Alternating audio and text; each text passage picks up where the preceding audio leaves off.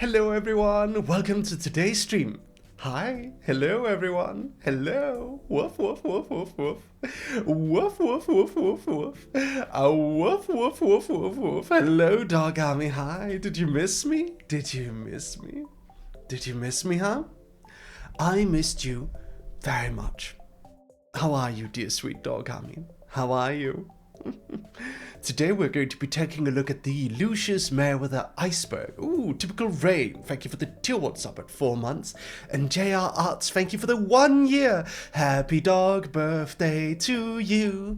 Happy dog birthday to you. Happy dog birthday, dear JR. Happy dog birthday to you. Happy dog birthday, JR. Happy dog birthday. Did you just say ice cream? Ice cream? Well, our ice cream collaboration cafe is actually still around for a little bit longer, if you'd like to go take a look at it. Hello, Mary. It's my birthday today. Happy birthday to you, Artisto. Happy birthday. Happy birthday. All right, everyone. Today is a very special stream because our dear moderator and loyal Dog Army member, Merpenny, are you in chat today, Merpenny? Our dear loyal Dog Army member, Merpenny, has actually created a Lucius Merryweather Iceberg with the help of some other dogs. And, well, she's not here. Why not? How do you know that? Is she busy today? Can't she make it? There she is! Let's go! Let's go! Wait, there's a new version? I just woke up. Do you want the new version? Oh, sure. I didn't know if you were actually gonna have time to make one. If you have a new version, I'd love it. Kinda? That's okay. Send it all over. Send it on over. Oh no, Aoife just made the updated images though. Woof, woof. It is okay. Is there many new additions to it? Hi Mary and Dog Army, Happy New Year. Happy New Year, Anna Sermon. Happy New Year. It's so good to see you all today. Thank you so much for joining Dog Army. And we also have a hype train going. We have a hype train. Excellent. By the way, everyone, I want to tell you guys about something. I might be auditioning for a 18+ yaoi thing. I might be auditioning for one. So I have to record myself moaning for like 5 minutes. Like I'm having I'm having same-sex relations. You know what? I'm an actor. It's okay, I can do it. I am an actor. And this is from a real dubbing company too. It's like a real dubbing company that are going to be adapting something Japanese to English. I can't tell you guys too much, which is why I'm very vague about it. I'm just saying that it's something where I'm going to be having relations with a man on screen. It's an anime that Aoife has watched, says Aoife. Yes. So I hope you guys look forward. I don't know. I can't promise it'll be anything, but I'll at least audition for it. I will audition for it. So we'll see if it goes anywhere. We'll see if it goes anywhere. If it goes anywhere, maybe I'll have a future in yaoi dubbing. I don't know. Good morning, Marion Dogami. Good morning, Anima Ninja. Zyan. Good morning. Xian. Yes. All right. Did you want to send over the new one, Merpenny? Merpster? I'm not sure if I'm ready to hear Mary moaning for 5 minutes. You're not gonna listen, Aoife. You won't listen. There's like a top guy and a bottom guy. I'm gonna audition for both.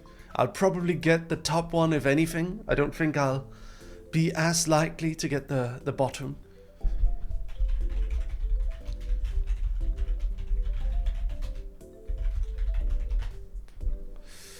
Okay, here we go.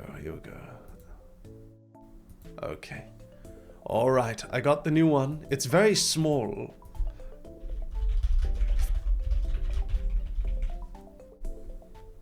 It's a very small one. Anyway, so let me tell you guys a little bit about while we wait for Aoife and Merpenny to send over the new version. I will be showing you guys the iceberg. So this is the iceberg. Are you guys familiar with what icebergs are, Dog Army? Are you familiar with icebergs? Are you familiar? Let me tell you about them. What is an iceberg? An iceberg is an image format that people use to explain increasingly obscure information on certain topics. These are my favorite genres of videos, actually. As the iceberg descends into the abyss, the topics will become increasingly strange, dark, and obscure. So please, lean back with a nice drink and enjoy. So that's what it is. It's increasingly obscure. Yes, increasingly obscure. This is the new version with the updated dog heads that Aoife helped me make. I will be explaining all of these. We'll be starting up here, on top of the iceberg. We'll be starting out with the sales job, and then we will be moving through, and then little by little, explaining everything until we're at the very, very deepest depths of Lucius Merryweather lore. Are you all ready? Are you ready? Let me take a small drink break.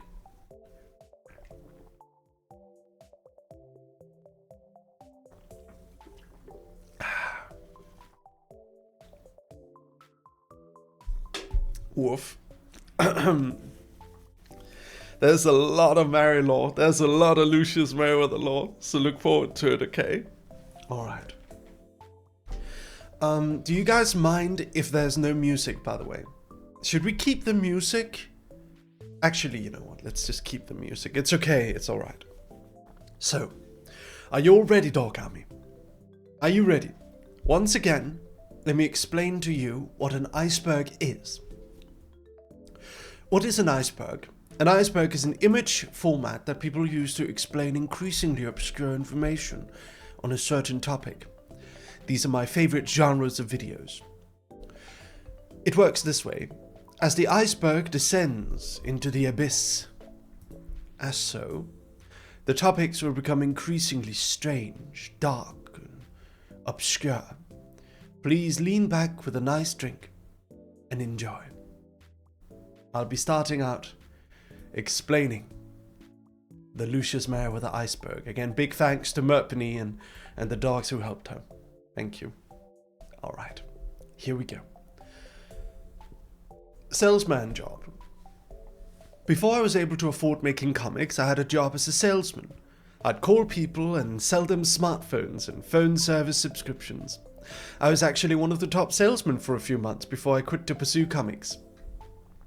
Then, next one, we have promoting comics with piracy.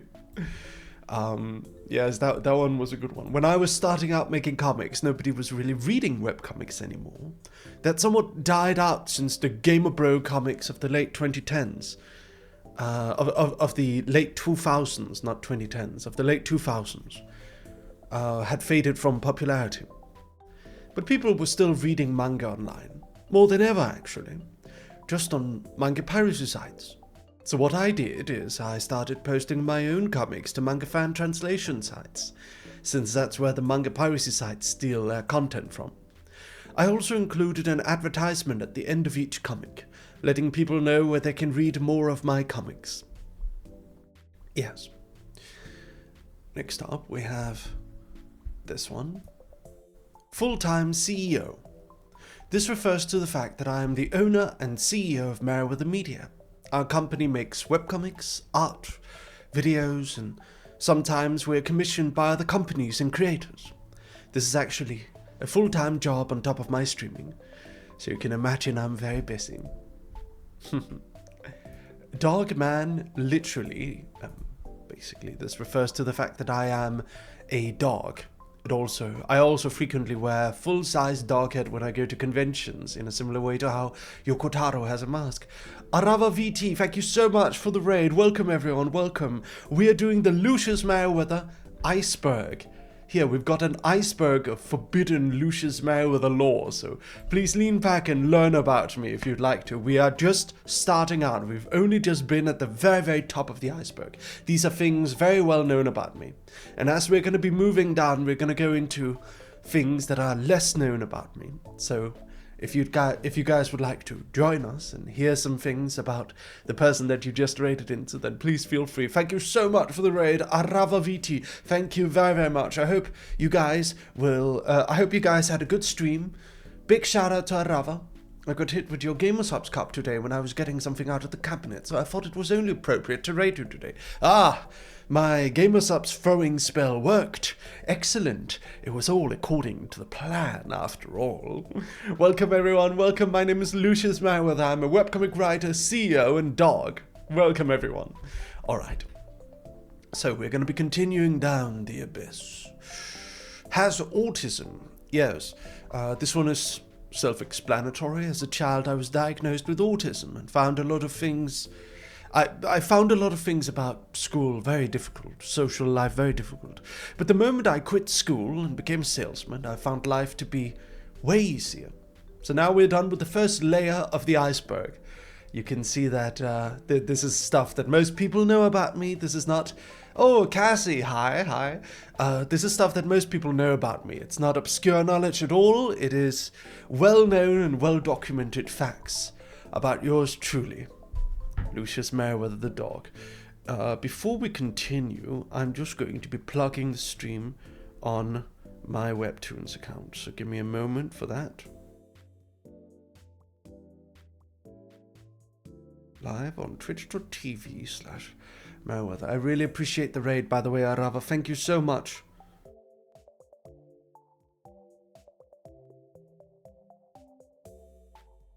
There we go. Alright, thank you so much. I hope you have a good rest. Feel free to hang out as long as you like, but don't forget to have a nice rest whenever you feel that you're ready for it. Alright, we are now going to be descending onto the tip of the iceberg. That's right, we are only at the tip of the iceberg so far. There's so much more to go. So we're going to start with Dog Punch. This is an emote in our chat and references me dog punching several people. It's like my go-to wrestling move in some way, for some reason. Maybe it's just the Danish humor is very violent based. You guys know that hippo mascot I showed you a while ago. Danish comedy, when it comes to mascots, is very violence based. So, yes indeed. We move on to punched balls. What does that mean? Well, this is in reference to a very viral clip I had a few years back. In fact, it was so viral that it was like the first thing that showed up on YouTube if you searched Lucius Merryweather for a good long while. It's basically me retelling the story of how I'd once attempted to punch myself in the balls because I was curious whether I would derive any pleasure from it, due to having seen a few mentions here and there about ball crushing being a fetish. Spoiler, it wasn't pleasurable in the slightest. It hurt. I don't know why I did that. I have no idea. That's what we call an idiot move. Okay, so there we go. And then we move on to Blame Mary. This is a command in my chat. Everyone in my chat sometimes uses it whenever there's something to blame someone for, and it always ends up being me somehow. So that's what Blame Mary is. Then we have High School Dropout. I didn't ever actually drop out of high school. To drop out of high school, you need to first have attended high school. I never bothered to begin with. I went to film school for a year after middle school, and then straight to work at a sales job to fund my creative endeavors. I never bothered with high school. After middle school, I was done. I was out. I never even attended. So you can't even say I'm a high school dropout. I'm a straight up middle school and over person. I attended middle school and that's it. That's all I did, yes. And I went straight to work. Then we have the Kira Kira stream. The Kira Kira Wang Wang stream was a stream where I pretended to be a cutesy uwu fake e-boy who scams his fans using a pre-made live 2D model. Despite the fact that I played a character who was very, very obvious in that he just wanted money, it is my highest super chatted stream to date. Me being a super obvious fake e-boy, straight up scamming my fans for money, ended up being the highest super chatted stream of my entire career, which is insane. That is unbelievably insane, and I don't know why that worked.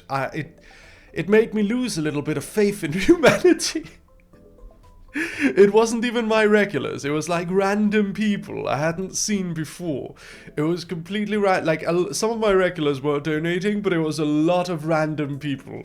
I don't know, like that opened up something for me. It opened up this feeling that, you know, maybe if I'd taken kind of a turn at that point, maybe I've like taken a little bit of a turn in my career prospects and my career direction in that moment, I could have been a very affluent man.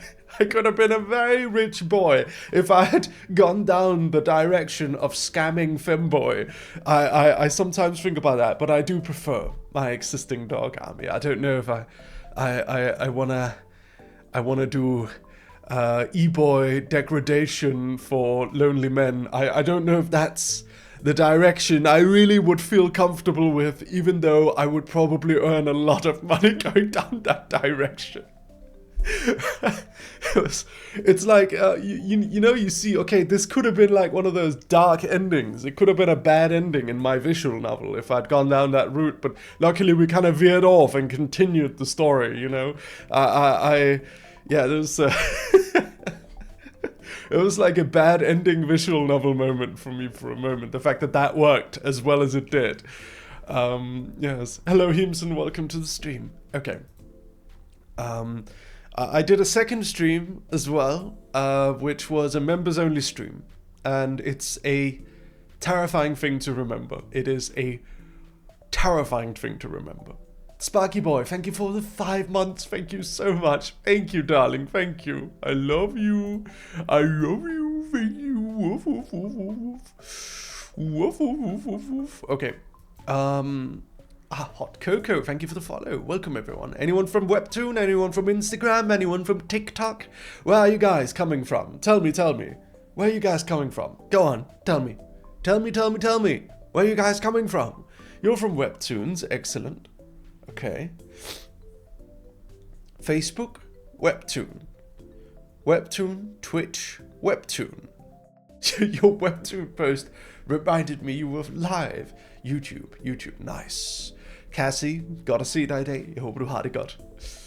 Alright, I came from a Ravel stream. Welcome. YouTube shorts, nice. I posted a new YouTube short, by the way. Go check it out. Okay, so, hold on. Let me clear my nose before we continue. My nose is a tiny bit stuffed. Good to see you today, Greenie. Okay, so, lots of connections. This is the final topic of the tip of the iceberg. Lots of connections. So, lots of connections is in reference to the fact that I have, well, as it says, lots of connections. I am a pretty well-connected person. I try to talk to as many people as I can. I try to make connections wherever I go. And that's sort of it. That is what I do. I make connections. And I know a lot of people. I know a lot of YouTubers too. I've been friends with Internet Historian, Max Mofo. I've even talked to iDubbbz a few times, Gigok, Seadog VA. You know, I'm a little bit of a guy. If there's someone notable, I'll try to talk to them. I'll always try to make connections wherever I go. I'll do my best. But in later years, I've tried to focus mostly on, you know, the people who are my true friends, people I'm actually close to. I don't network as much as I used to.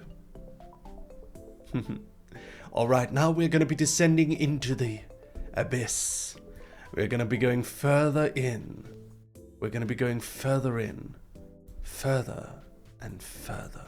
So, for this topic, I want to switch up the music a little bit to become like ever so slightly darker. So let me do that real quick. Let me find a good song that we can listen to. Let me see. Come on, music, give me something good. There we go. All right. This is good. Okay. So here we go. We descend into the abyss. The missing inheritance cash was a matter that happened. It was an event that happened in my life. My father unfortunately passed away some years ago, and he left life with a debt of approximately 700,000 USD, and there was no knowledge of where that debt even came from. He never spent much. He never had any affluence. One might imagine, well, it must have been hospital bills during his last time being alive. But as most people know, like the hospital and medical stuff, it's free in Denmark. You don't have to pay. Even though he had cancer, he didn't need to pay for it. He had sick pay from his job because he was sick, and like, why did my dad owe $700,000 to a large collection of debt companies? He died and never told me. He never informed me or anyone else of this money, nor where it came from. So this is a kind of a mystery in my life. There's the story I tell sometimes, because when my dad passed away, I went back to Denmark to take care of our dog for a little bit, until my mom could return from Turkey. And oh hey dear, punched balls. Yes, that's a YouTube clip if you want to go take a look at it. So my dad died with a debt of $700,000 that we didn't know where it came from. When I went to Denmark to take care of our dog after he had passed away and attend his funeral and wait for my mom to return home from Turkey, well, what ended up happening is... it's okay, dear, no worries. What ended up happening is... my dog was also sickly and very old. So one night when I went outside... one night my dog was like making noises. He wanted to go into the garden, probably to go to the bathroom. So I opened up the door to the garden and I let him out. And our dog kind of like, slowly walked out. Very old dog, couldn't walk properly. And then I walked back in, and then I walked back out, and I was like checking, maybe our dog wants to go back in, but I couldn't see him anywhere. I couldn't see our dog. So I went out onto the street to see maybe he'd walked into the street. And I looked around and I saw him walking down the street. And I looked at him and I said, like, I yelled for him. I yelled for my dog. I yelled his name. And he looked back at me and stopped. So I walked up to him. And as I approached, he kept slowly walking. So I just decided, you know what, I'm going to follow him now. So I followed him. And he walked around the corner. And he walked over to an old tree in our neighborhood. And this old tree, I remembered suddenly, this is the nightly walk that he used to walk with my dad on.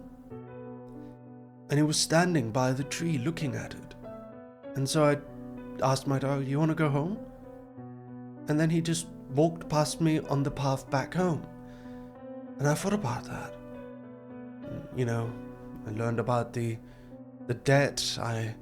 There was also another thing. Is my dad had actually, while I was in Japan, when he was all drugged up on painkillers and stuff, he couldn't talk properly.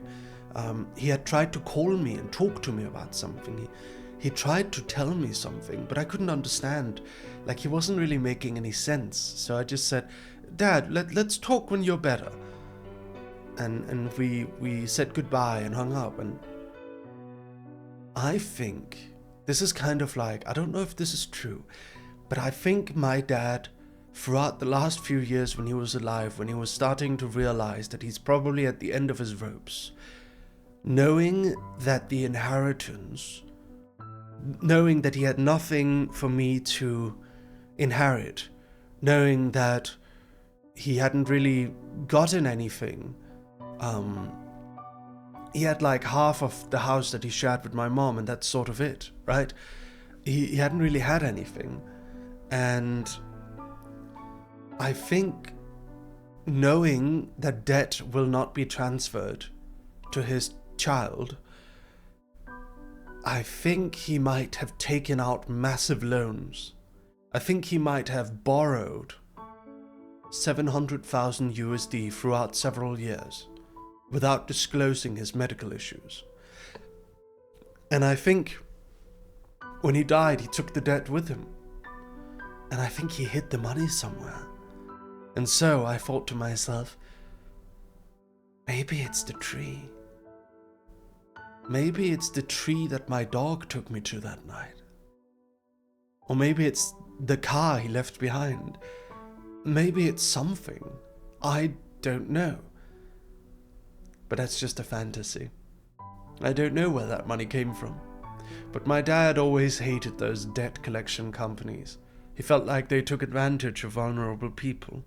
Maybe it was his last bit of revenge. So that's the missing inheritance cash. Maybe that 700,000 USD is out there somewhere. Yes. We have the broken castle era. So there was a period of my time when I was in Denmark when my house was undergoing renovations due to water damage. The pipe under our bathroom had burst, and whenever one would take a shower, the water would essentially seep into the ground floor and cause the wood in the floors to warp. So my mom called the company that was supposed to fix it. So what they had to do is they had to remove all of the floors in the entire hallway and multiple rooms around it. Everywhere around the bathroom had to have its floors removed. They offered to pay for us to move into a hotel. This was during a period when I was in Denmark. I think it was during COVID. And they offered for me to move into a hotel, but the hotel wouldn't have good enough internet for me to stream. They offered to set up a trailer, like a housing trailer I could live in, but the housing trailer would be out of bounds for our internet service. So I said, you know what? My room will still have its floor. What I'm gonna do is I'm just going to sit in my room.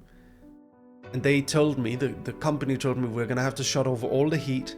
It's gonna be frightfully cold. There's no isolation from the ground floor, which means you're going to be freezing. And I said, it's okay. So I dressed up in winter clothes.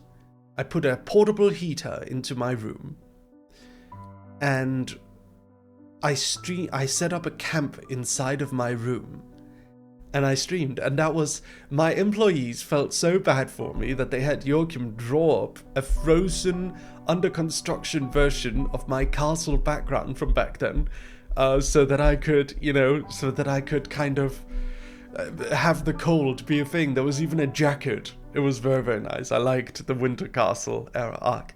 It was almost sort of comfy, even though I was freezing, but at least my computer was never in danger of overheating, ever.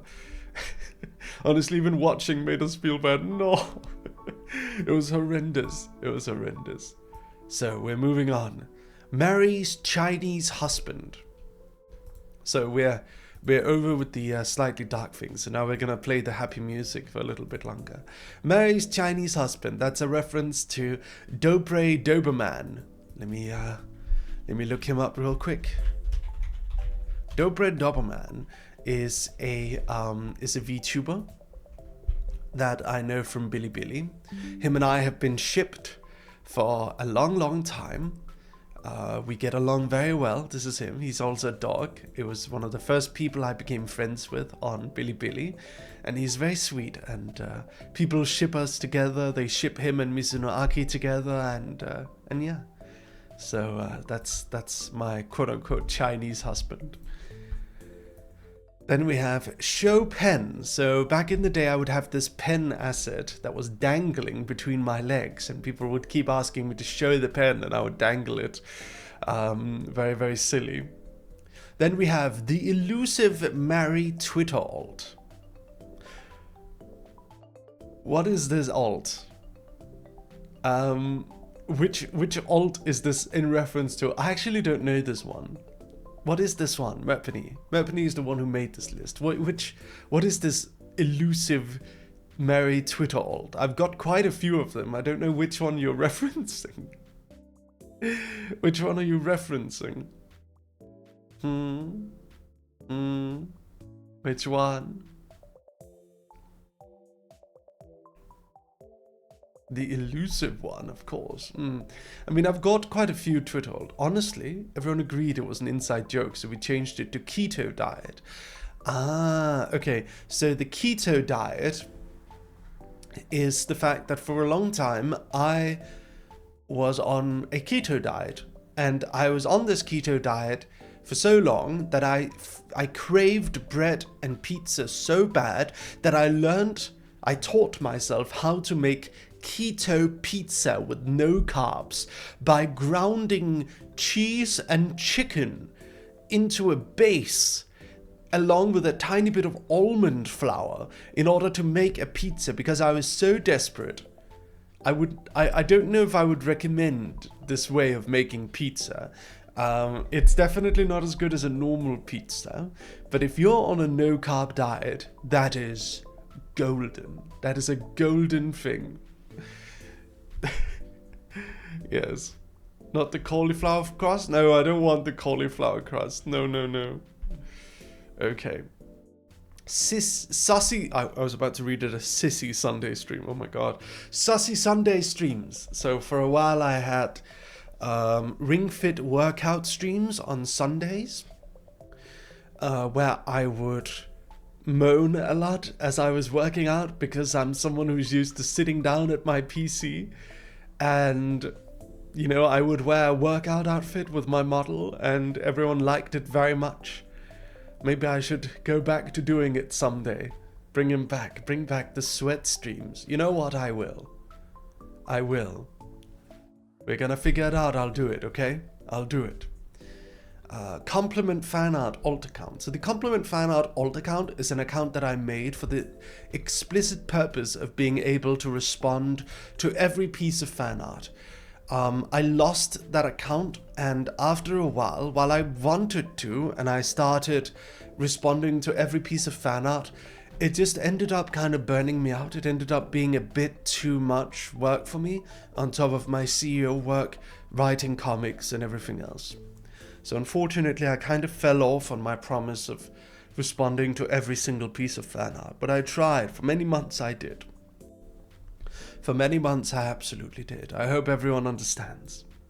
Yes. Sorry about that. Alright. We are now moving into even darker territory. So I'm going to be changing up the music. I hope you're ready.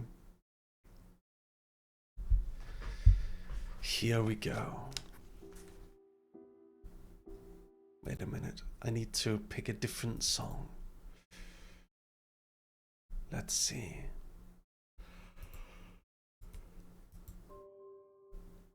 Okay. Here we go.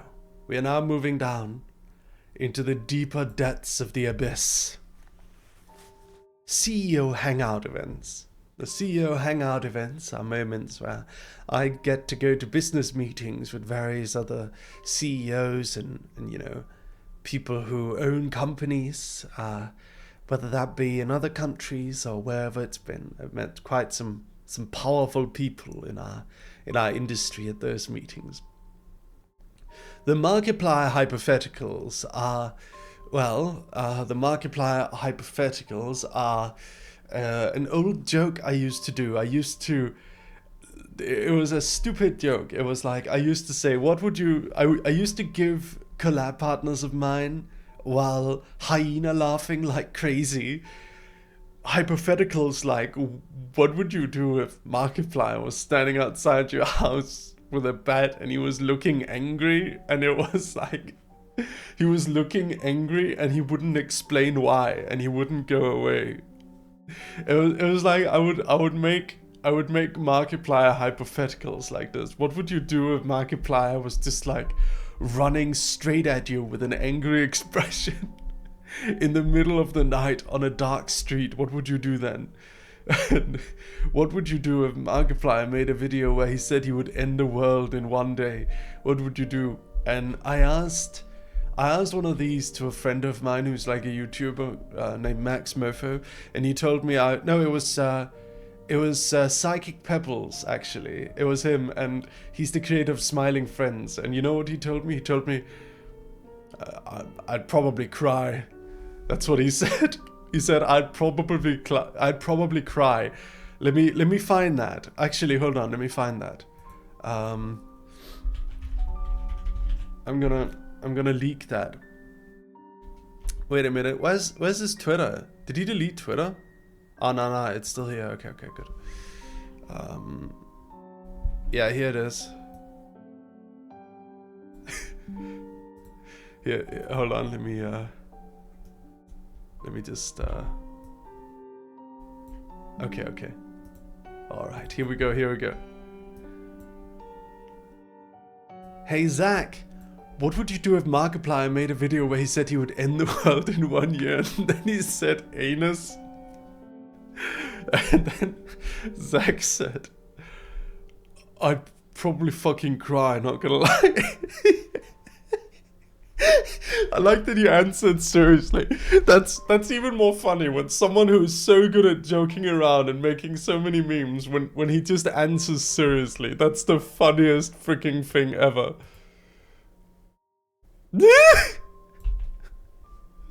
Fucking hell. Oh man. Fuck. I need to talk to him. I need to do something with Zach. Maybe if he even remembers. It's so many years since I last spoke to him. I used to be all over the YouTube community. Anyway, that was the Markiplier hypotheticals. Collab with the top Bilibili VTuber. This is a reference to when me and Azza from vtuber had a collaboration together. And it was very fun. And ever since, I've been a big fan of Azza. He is a very cute... He's a cute boy. He's a cutie patootie. Cute boy. Let me show him. This is Azza. That's him. Showing off his abs. It's very cute. I like Azza. And yeah, I like him very much. Yes. Tripod Man is a reference to a VTuber I found a while ago. And the Tripod Man, I've shown a lot of my friends this man with a very large cocker. He's got a very large, it's a VTuber with the largest cocker, and it's fully rigged and animated, and it can go fully erect too. And I once showed him on stream accidentally. I became so obsessed with the large cocker man. The man with the massive cocker. Like, it's straight up almost... It's a very it's a serious thing too. It's not even a joke. Like, this is an actual, like, fully detailed model that exists. And I became obsessed. I just became obsessed with the large cocker VTuber. I became unbelievably obsessed with it. And yeah, that's what it is, right? And it's the fact that it's fully rigged and it's fully detailed. It's got like all the veins and everything is like drawn on it. It's amazing. I've shown so many people the tripod VTuber. Femboy Mary 3D is a reference to a 3D model that I never debuted. I actually had a 3D model of my Femboy character. It was made and rigged and everything. It was an edited V-Ride model. It's a very pretty V-Ride model. But unfortunately, we never had an opportunity to use it because it wasn't possible to use it in VR chat because the guy who made it couldn't convert it, and it was unfortunately, but maybe someday I'll find a way to use it, and I can do like one stream as Femboy Mary, but the main 3D model I'm using is the one by Mao. Yes. Then we have intermittent sleep schedule. The intermittent sleep schedule is a thing I did for a while I was in Japan. It is when I would sleep for 4 hours, wake up, do my work, stream, then sleep for 4 hours. It was like intermittent sleep was amazing, honestly. I would wake up at about 5 a.m. I would do a bunch of things, finish all my work, do all my chores, then I would sleep again, and then I would stream, and then I would sleep again for 4 hours, and then I would do all my work. Like that's the cycle my day was in. It was like my days were split up to 2 separate days, and it was amazing. It was the best thing in the world. I loved it so much. It sounds unhealthy. It was actually really, really nice, and it made me so energetic all the time. I loved it. It was also how we used to live in the olden days. That's right. When electrical lighting and artificial lighting became a thing, we stopped being biphasic sleepers, and we started being single-phased sleepers. One long uninterrupted sleep became the norm, when back in the day there was 2 separate sleeps. Yes. Why don't you do it anymore? I don't know. It just became... I think the problem with doing it is that whenever you're on a sleep schedule that's different than other people in your life, you end up sort of isolating yourself. Because if I can't go out and do something with some friends during the day, if I always have to say I have to go back and sleep now, right? It sort of ends up ruining your social life in a weird way. I do want to try and do it again. I had fun doing it. It was very fun. It was very cozy. I really liked it. It was honestly very fun and very nice, but it causes social problems in your life. So I wouldn't do it permanently. I would do it for like maybe a month at a time if I have no one else around me. Yeah. So that's the intermittent sleep schedule. So now we're moving down into the actual dark territory. This is the point where it starts being drama, okay? This is the point where it's slowly becoming bad things. So, hold on to your butts, everyone. Hold on to your butts. Okay. The Forbidden Fortnite collab is a collaboration I had with Lord Ethelstan, Frederick Knudsen, and Kjell Kaneko. And it is it is the moment that I have gotten the most shit for from the general, Twitter community, and, it's the moment that I have gotten the most hate for. It is one of those I posted cringe, I'm going to lose subscriber moments. So during a Fortnite collab with my friends Kjell Kaneko, Frederick Knudsen, and Lord Ethelstan, I bring up Pippa Pipkin and Mari Ian, and I jokingly, with endearment towards my dear sweet friends, who are they? Oh, Ray, thank you for the raid. Welcome everyone. Welcome. Hi everyone, we're doing the Lucius Merryweather Iceberg Explained. Welcome everyone. Hi, thank you so much for joining. Ladies and gentlemen, please go check out Ray. Thank you so much for the raid. I'm going to go follow you right away. Welcome everyone. Welcome. Hope you have a good stream. I'm going to go rest now. Have a good night, Ray. But yeah, we've just entered the dark deeps of the dark depths of the abyss on my iceberg. So please stay tuned and enjoy. Please stay tuned and enjoy. So the Forbidden Fortnite collab is a collab I had with Kjell Kaneko from Nijisanji, Lord Ethelstan from Mythic, Frederick Knudsen from my company ASTRALINE. And what it is it is a moment, it is a very cringe moment that got clipped and shared around of me calling Pippa Pipkin and Mari Mari Ian trailer park princesses or something. I don't know. I was referring to them as like trailer park girls.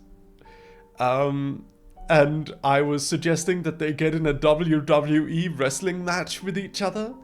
This was all in endearment. This was an endearment thing. I don't dislike Mari Mari Ian or Pippa Pipkin. In fact, I'm rather good friends with them. In fact, Pippa has sent me Steam games and stuff, and I like their audiences. Their audiences are, you know, Pippa's audience don't like me very much after that moment. Not all of them, at least. Mari's audience likes me, though.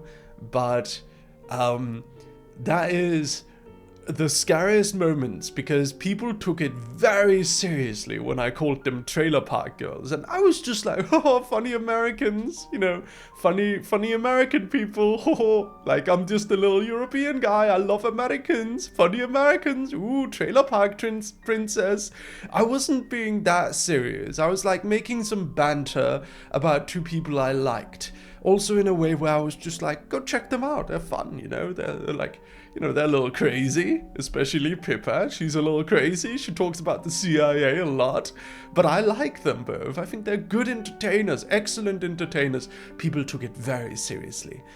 They thought I was like legitimately trying to bully them and talk shit about them in a public collaboration, and it caused so much stuff. Everyone got very mad at me. It was, I tried to explain it to people, but people didn't want to listen to me. They didn't believe me. They legitimately thought I was trying to cause bad things for their community, for their reputation. I really wasn't. Probably not the best choice to talk about that in a collab when they're not there, though. So that is a certified Marie posted cringe. She is going to lose subscriber. That is a very, very I posted cringe moment. So we don't talk about that. Next is my writer nemesis on DeviantArt. This is a very old thing. It goes back to the very origin of when I was on... this goes back to the very origins of my webcomic career. I had a nemesis. I had a rival, an anime rival on DeviantArt. A man known as Ken Shinro7.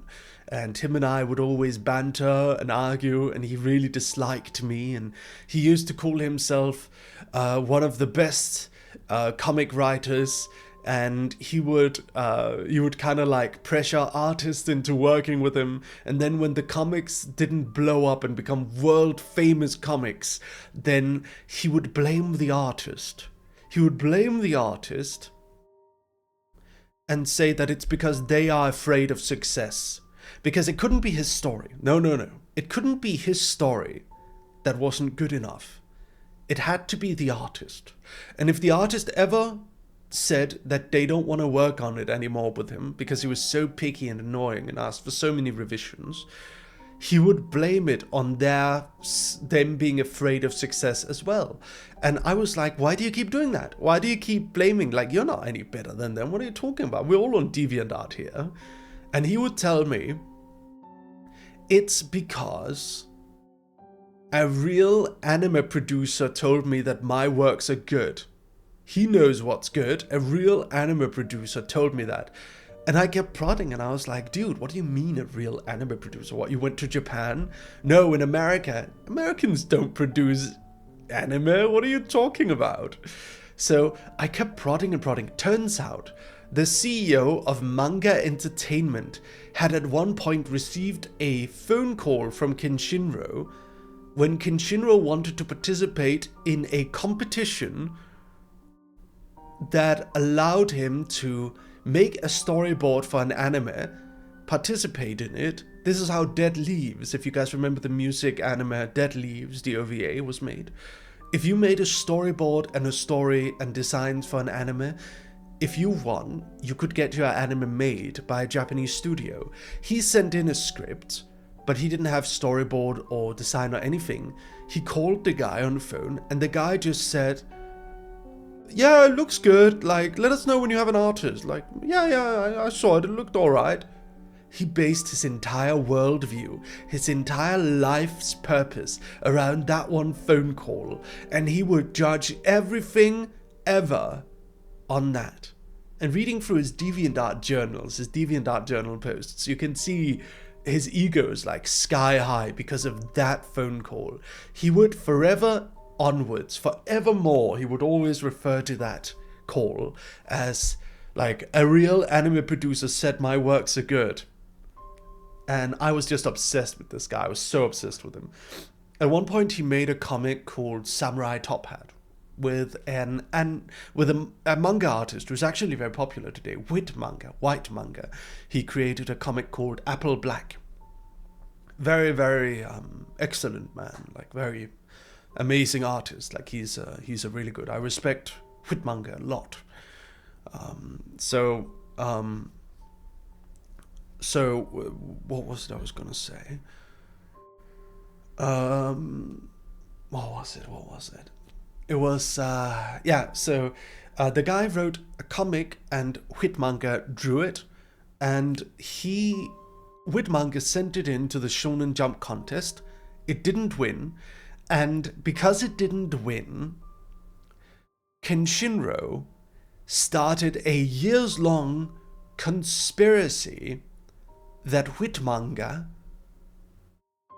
was afraid of success, again the afraid of success thing, whatever, and therefore never sent it.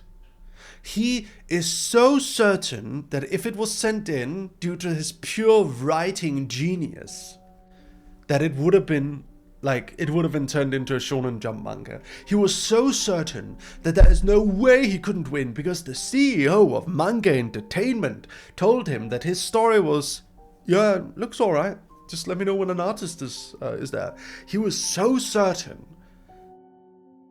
that he was gonna win any contest that he believed that white manga never bothered sending it in. And those two had years-long drama between them.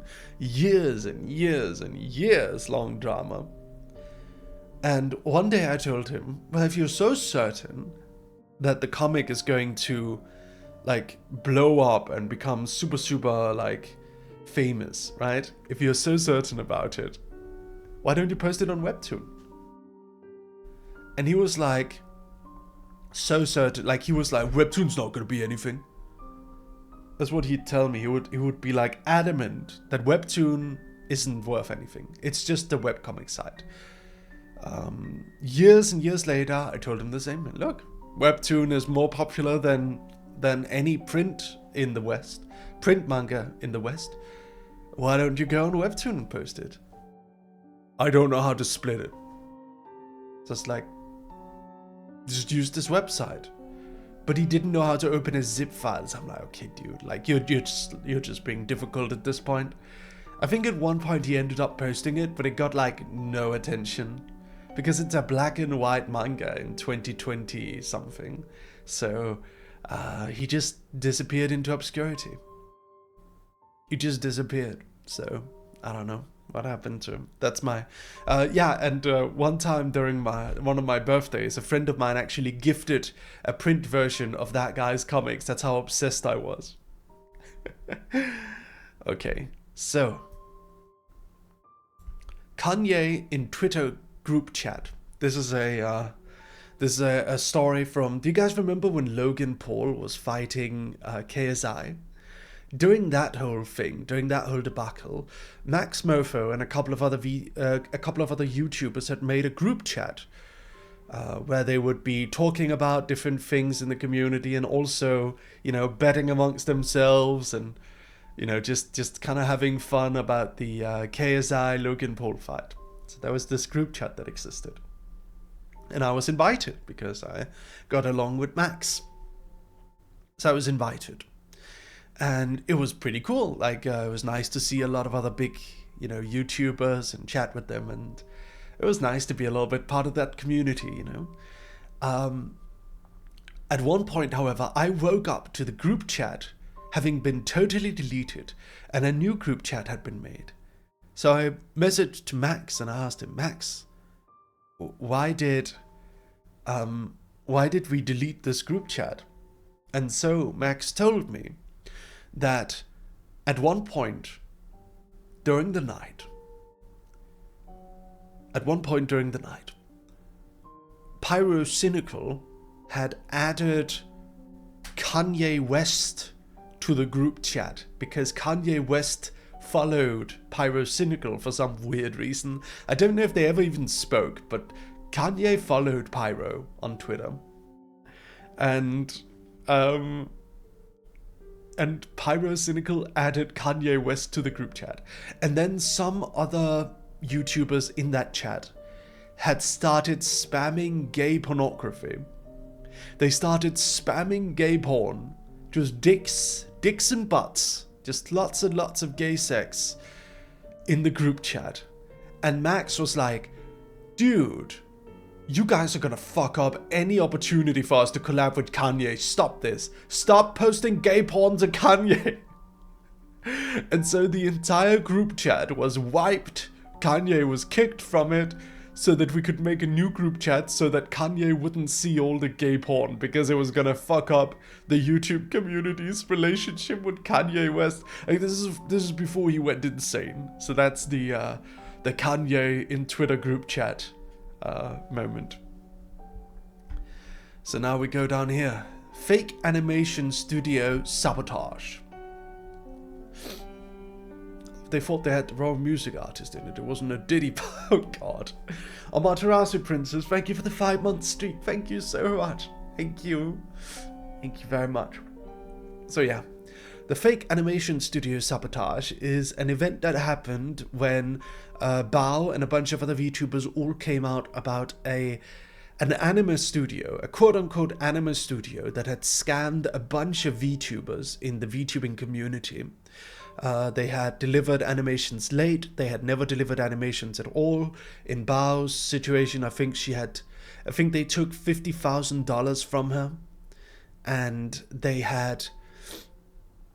they're just scammed and done like taken money and ran, and it was all around this one CEO guy. And one day Bao messaged me and she told me, Mary, you know that guy was like shit talking you constantly. And I'm like, me? Why? I don't even know who this guy is. Why was he shit? What? And I got told by like several people involved. I got told he was like obsessed with you, Mary. And I'm like, well, I've never heard of this guy. Never heard of him. I've never had a conversation with this guy. What did I do that made him upset? What did I do that made him this upset? Could you explain that to me? And I was told that it is because we were doing lore videos. That's literally it. Because we were popular doing lore videos, he was upset. And he said, what Mary does isn't real anime. And I was like, I've never called it anime. It's like animatics. What do you want from me? Like, if I was going to charge these people for anime that's like 20 minutes long, I'd be charging hundreds of thousands of dollars. It's an animatic, so you can make it for cheap. It's a fucking VTuber lore video. What do you want from me? Like, what? I even confronted him. I was like, dude, if you're going to talk shit, at least fucking deliver on what people pay for. Man, he apparently fled. So last I heard about him, he's apparently homeless. He's homeless and living on the street. I don't know what happened to him. I have no idea. He had like a wife and kids and a whole animation studio. I believe he was fired from a different anime studio. But yeah, poor Bao. I don't think she ever got her money back. Or a bunch of other people. It sucks.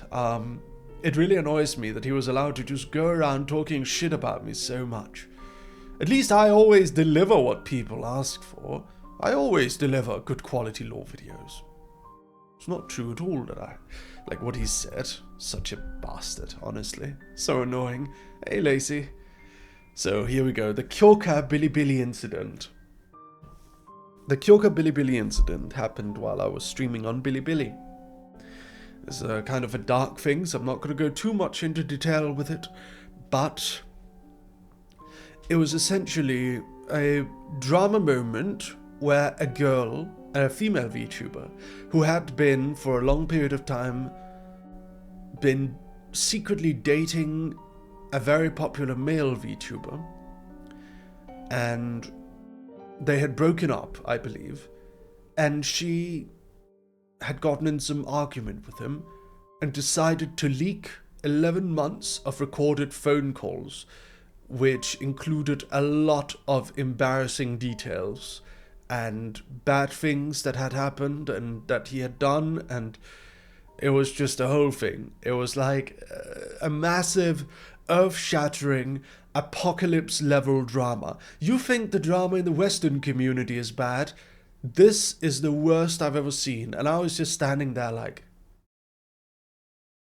I'm going to mind my own business. And then I did the Homer Simpson meme of just fading into the background, into the bush. That is very much the exact thing that happened in that moment. And yeah, that was like earth-shattering. Sorry. Okay. Moving on. We are now going to be entering the deepest abyss. The deepest, darkest abyss. Are you all ready for the final layer? Are you all ready for the final layer?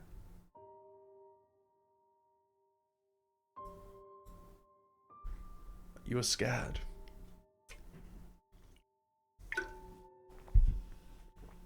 You should be. Here we go. Yandere Dev Intervention Talk. This is in reference to a 3-hour-long call I had with Yandere developer, Yandere Dev, the creator of Yandere Sim, on Discord, where I attempted my very best to help him understand how he can fix his reputation. This is before the underage girl thing happened. It was a very long call between me and Yandere Dev,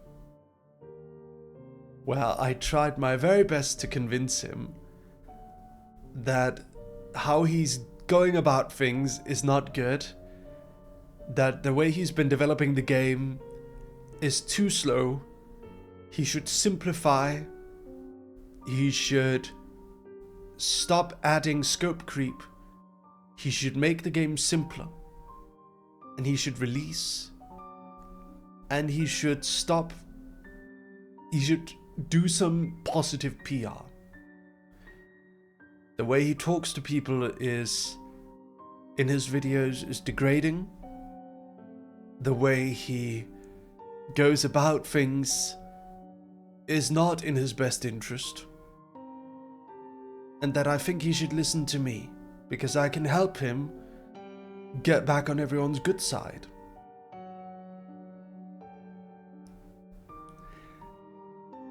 And he totally ignored me. Like, he didn't listen. Like, he didn't want to listen. Like, he didn't want to. In his mind, he was set. His mind was set.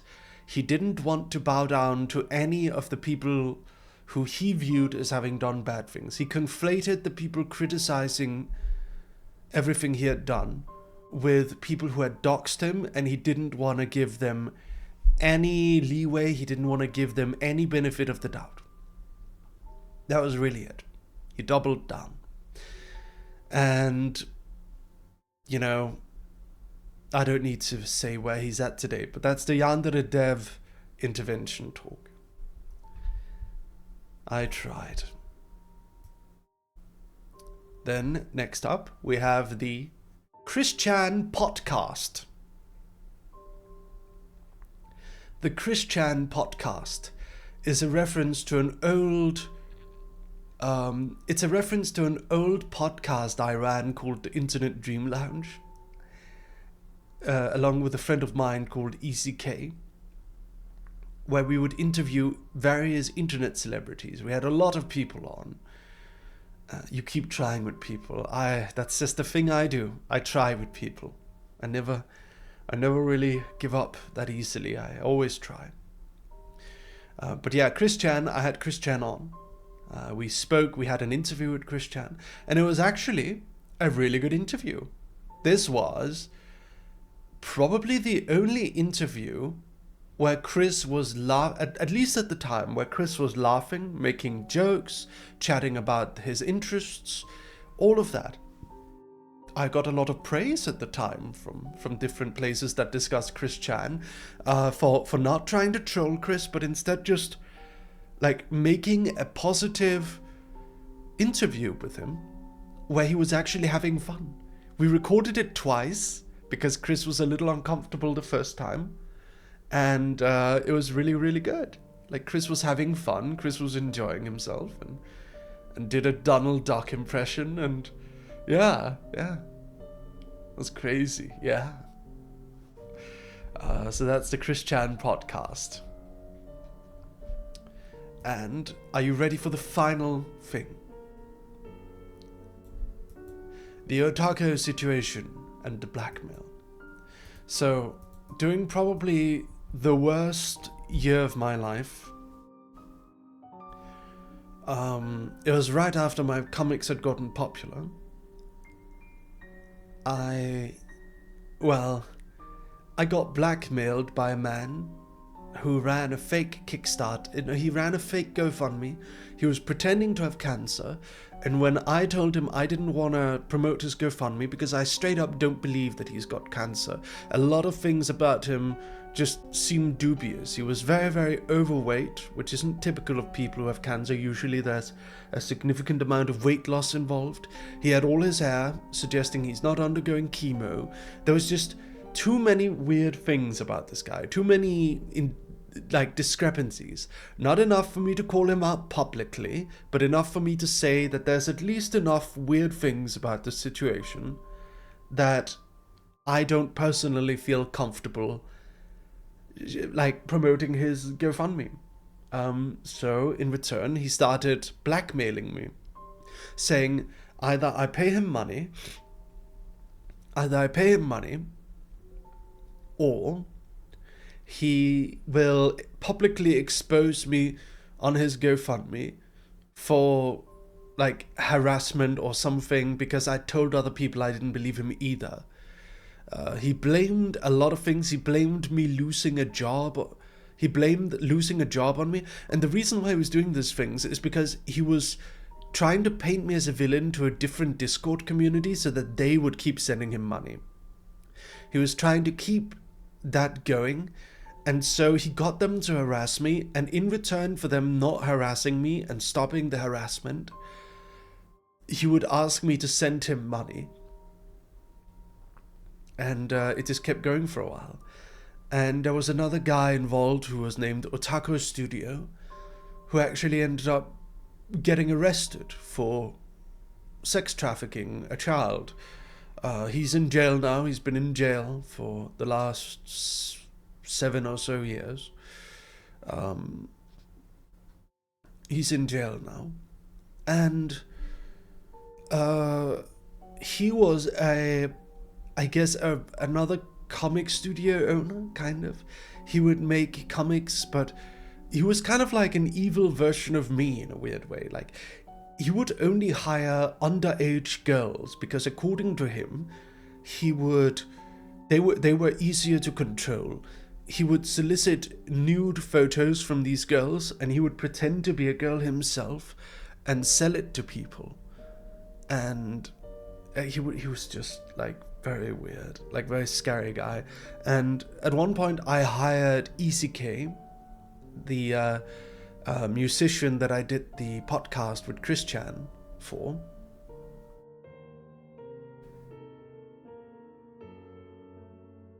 Don't call him anything, you. Yeah. It was a very, the worst guy I've ever met in this industry.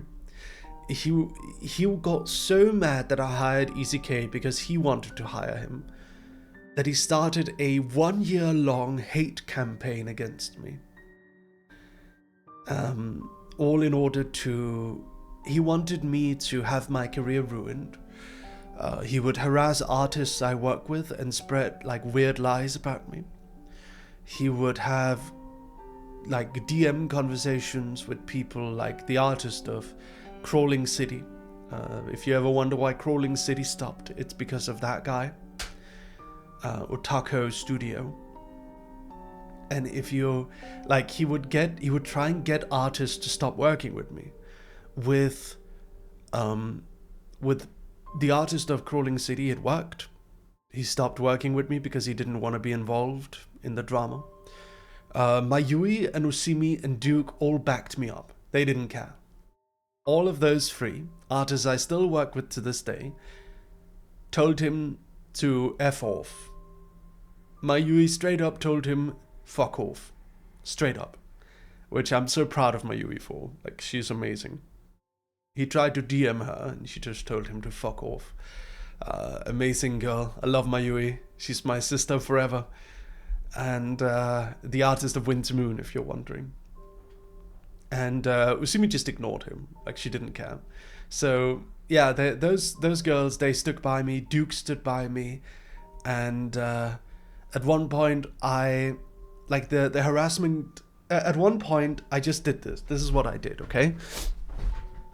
I just said, fuck it. I'm going to take a break from the internet. I sent a month worth of scripts to my artists. I told them, I'm going to take a month off the internet now.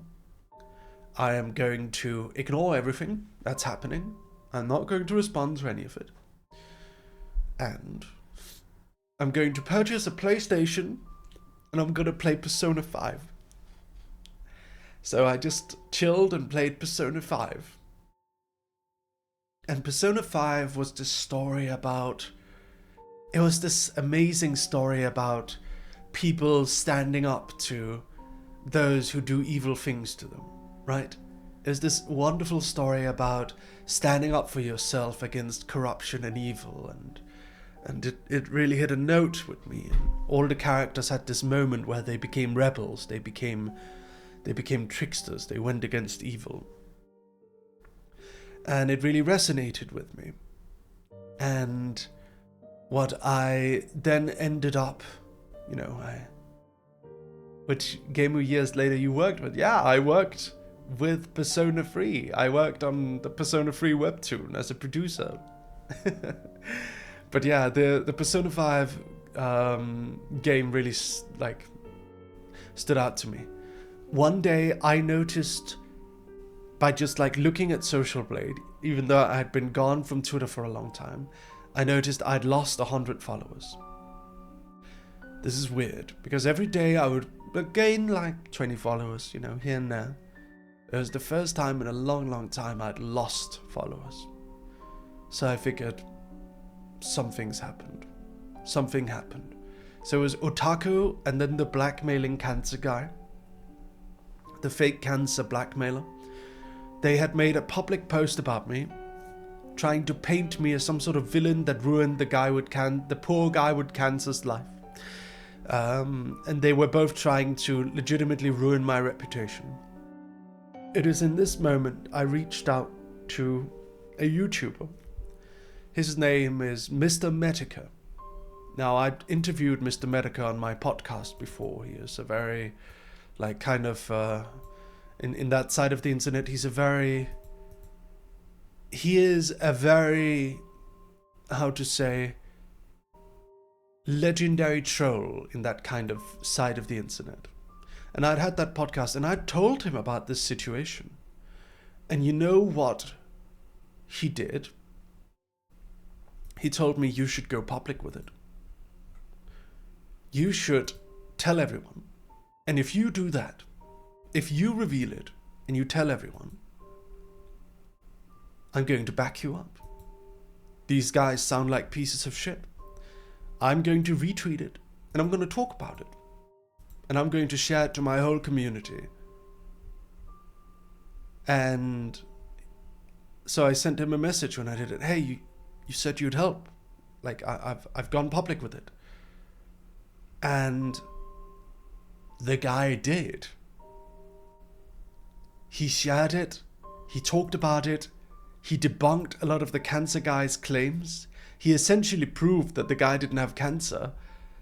And the guy had tweeted picture of his medicine, but then there was one part of the medicine where the name wasn't blurred, and it was turns out it was medicine for lungs, And turns out it was, on top of that, it wasn't medicine for cancer, it was medicine for the lungs. And turns out that the guy was taking his father-in-law's medicine. And that was it. It was crazy. Let me see, do I even have the video still?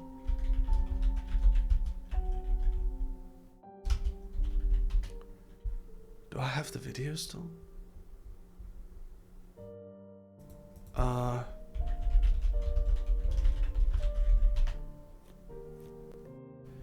It was, yeah, I don't know.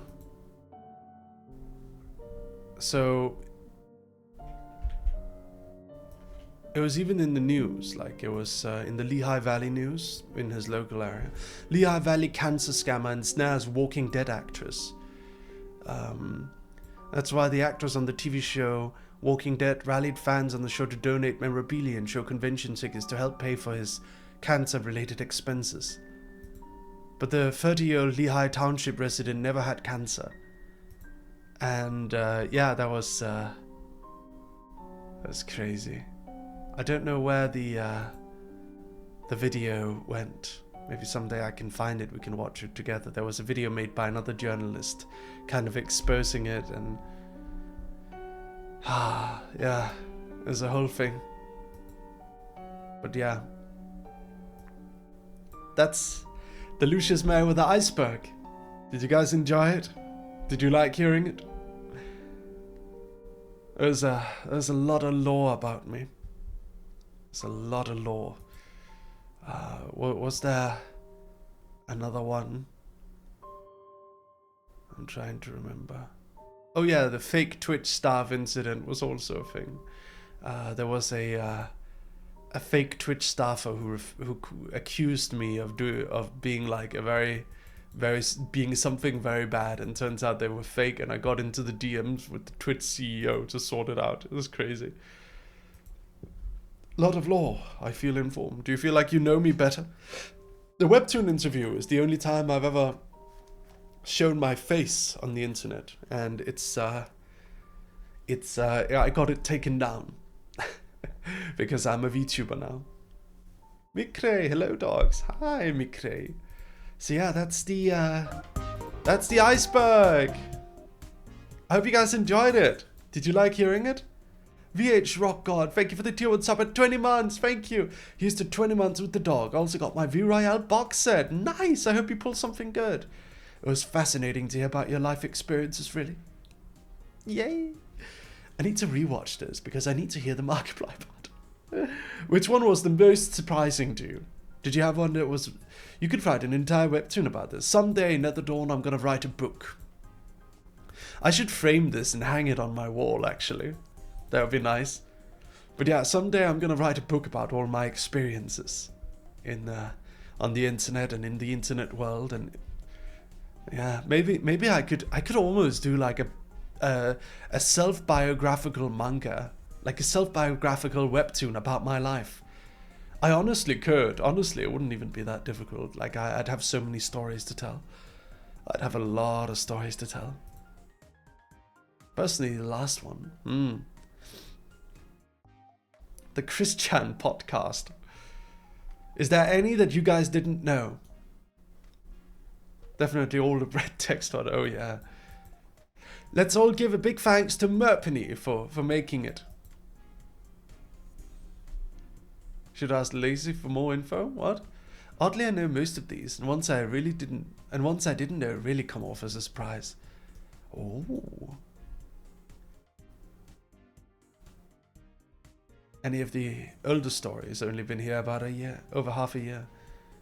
The Christian one was a surprise for me. I've been all over the place, Ryushin. You'll be surprised who I've interviewed over the years. I had an interview with a lot of odd internet celebrities over the year. And, yeah. Woof. Hold on, let me clear my nose. But yeah, let's say goodbye to the VOD viewers, because we're going to be ending the recording and moving over to the gaming section now.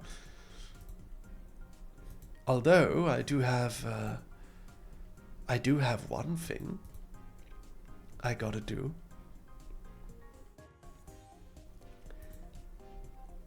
Bye, VOD viewers. Bye. Woof woof. Bye.